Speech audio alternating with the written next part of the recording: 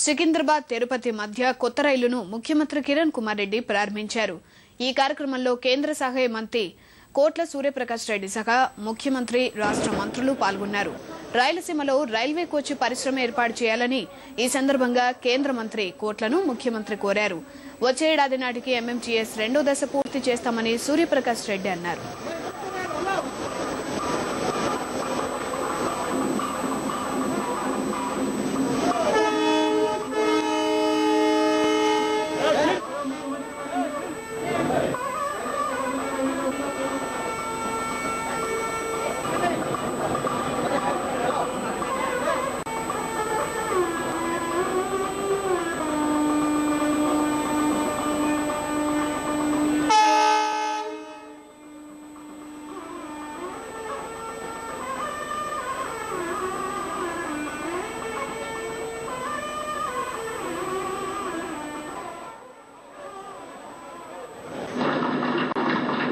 అమోజ్ గారికి, ఎమ్మెల్సీ అమోజ్ గారికి, ఎమ్మెల్యే శ్రీమతి జయసుధ గారికి, రాజ్ కుమార్ గారికి, పెద్దలు రఘురామ్ రెడ్డి గారికి, ఇక్కడికి విచ్చేసిన కార్తిక్ రెడ్డి గారికి,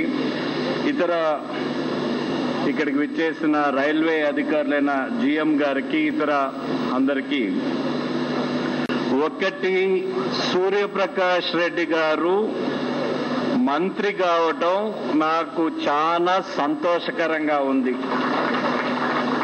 దానికంటే రెట్టింపు సంతోషం రైల్వే శాఖ వచ్చిన దానికి నాకు ఇంకా రెట్టింపు సంతోషంగా ఉంది. ఎందుకంటే మన రాష్ట్రానికి ఇప్పుడు జరుగుతున్న ప్రోగ్రామ్స్ ఇప్పుడు పోతున్న వేగములో పోతే 25-30 సంవత్సరాలు పూర్తి అయ్యేదానికి మనకు రైల్వే ప్రాజెక్ట్స్ అవుతాయి. అందుకని వేగంగా పోగలిగిన శక్తి ఉన్న సూర్యప్రకాష్ రెడ్డి గారు మంత్రి కావటం, సూపర్ ఎక్స్ప్రెస్ లాగా వేగంగా పరిగెత్తాల్సిన అవసరం ఖచ్చితంగా ఉంది. మన తరఫున, రాష్ట్ర ప్రభుత్వం తరఫున రైల్వేస్ కు ఎటువంటి సహకారం కావాలో పూర్తిగా మనం ఇవ్వటం జరుగుతుంది. ఎంత ఖర్చు పెడతారో రైల్వేస్, దానికి మన భాగం ఎంతుందో, రాష్ట్ర ప్రభుత్వం భాగం ఎంతుందో అంత ఇచ్చేదానికి సిద్ధంగా ఉన్నాము. పోయిన మీటింగ్ లో కూడా స్పష్టంగా తెలియజేశాను. ఎన్నో కార్యక్రమాలు ఉన్నాయి. వీటిల్లో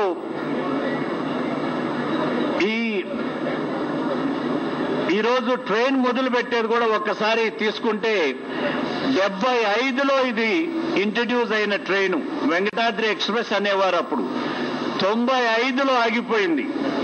95 నుంచి ఈ రోజుకి మళ్ళా మొదలైతా ఉంది.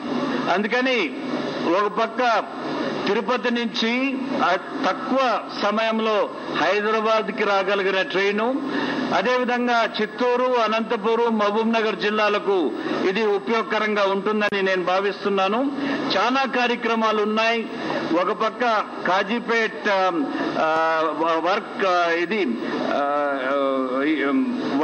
వర్క్ షెడ్, దాన్ని వ్యాగన్ షెడ్, దాన్ని మనం ఫౌండేషన్ త్వరగా వేయాల్సిన అవసరం ఉన్నది. అది త్వరగా పూర్తి చేసుకోవాల్సిన అవసరం ఉన్నది. అదేవిధంగా కొన్ని పాత ఎస్టాబ్లిష్మెంట్స్ రైల్వేస్ కి సంబంధించి నందలూరులో కానీ వేరే ప్రాంతాల్లో ఉండేటివి మూతపడ్డాయి. దాన్ని ఏదో ఒక ఉపయోగకరంగా మనం చేయాల్సిన అవసరం ఉంది.